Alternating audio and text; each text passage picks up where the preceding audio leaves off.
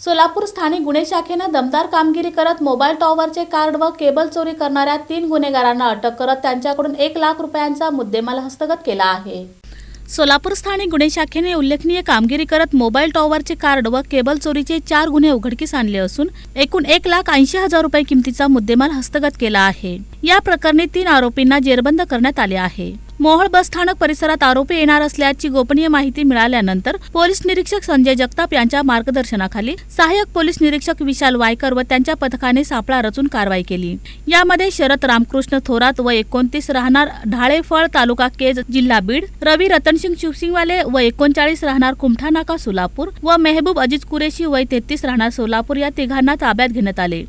तपासादरम्यान आरोपी शरद थोरात व रवी शिवसिंगवाले यांनी मोबाईल टॉवरचे कार्ड व केबल चोरी करून ते मेहबूब कुरेशी याला विकल्याची कबुली दिली।